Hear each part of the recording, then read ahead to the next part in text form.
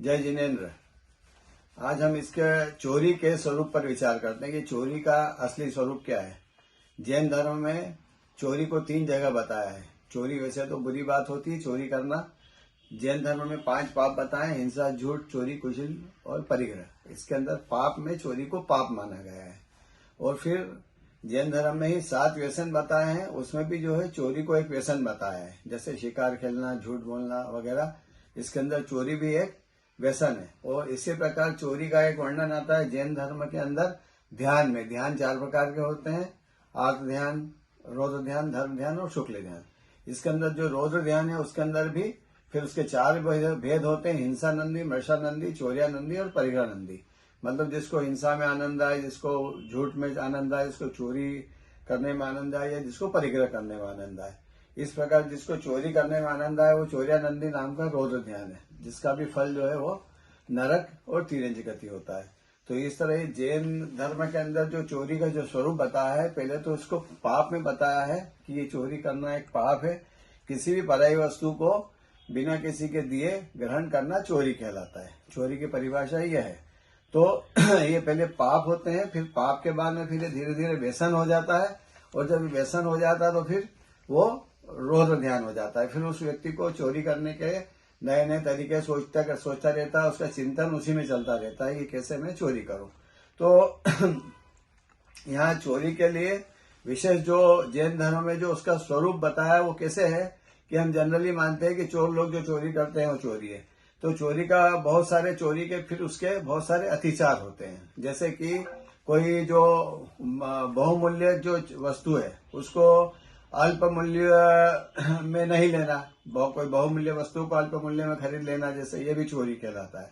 इसके अलावा चोरी का जो है, चोरी के किसी को उपाय नहीं बताना। चोरी करने के उपाय जो जीएसटी की चोरी कैसे करना, या फिर चार्टर्ड अकाउंट लोग होते हैं जो इनकम टैक्स की चोरी करने के उपाय बताते हैं, ये सब चोरी ही कहलाती है।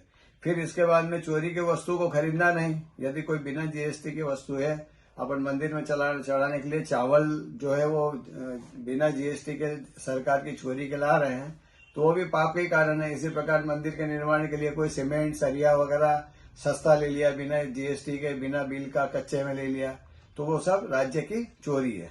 क्योंकि राज्य के विरुद्ध कार्य करना ये भी चोरी कहलाता है। इसको तत्वार सूत्र में और रत्नकरण श्रावकाचार में भी राज्यातिक्रमण नाम का अतिचार बताया है कि ये चोरी कहलाता है, कि राज्य के विरुद्ध कोई अतिक्रमण करके हम जमीन कब्जा कर लें या कोई भी चीज करें। माप तोल के जो बाट है उसमें भी कहीं ना अधिक वजन रखना, ये भी एक चोरी कहलाते हैं। तो इसमें आजकल क्या करते हैं कि पेट्रोल पंप के ऊपर वो कांटा बताते हैं, हमने जैसे मान लो 25 लीटर पेट्रोल लिया, और एक्चुअल में फिर वो उनका कांटा ऐसा सेट कर लेते हैं उसका कि वो 24 लीटर ही पेट्रोल आता है, 1 लीटर की चोरी हो जाती है उसमें। इस प्रकार ये भी चोरी कहलाती है। फिर बनावटी मिलावट का पदार्थ नहीं मिलाना, जैसे कि पहले जो है दाल में लोग कंकर पत्थर मिला देते थे, इस प्रकार अभी आजकल जो है वो नकली गोल्ड मिला देते हैं असली गोल्ड में, तो ये सब चोरी कहलाता है। फिर कपट युक्त व्यवहार जो है, कपट युक्त व्यवहार यानी कि मन में कुछ होता है, वचन में कुछ होता है और एक्शन कुछ होता है, ये भी सब चोरी कहलाता है। तो जैन धर्म के अनुसार चोरी का स्वरूप ये होता है, और फिर ये सब व्यवहार में कहला रहे हैं। निश्चय में तो चोरी क्या कहलाती है कि सबसे बड़ी चोरी तो पर वस्तु को अपना मानना। मतलब कि जो ये शरीर है ये हमारा नहीं है, ये पर वस्तु, ये पुद्गल द्रव्य है। शरीर को अपना मानना भी एक चोरी है, क्योंकि हमारी चीज कौन सी है जो हमारे साथ जाएगी। तो हमारे साथ तो सिर्फ हमारी आत्मा जाने वाली है, बाकी जो चीजें जो यहाँ रह जाएगी वो हमारी चीज है ही नहीं। तो पर वस्तु को अपना मानना चोरी है।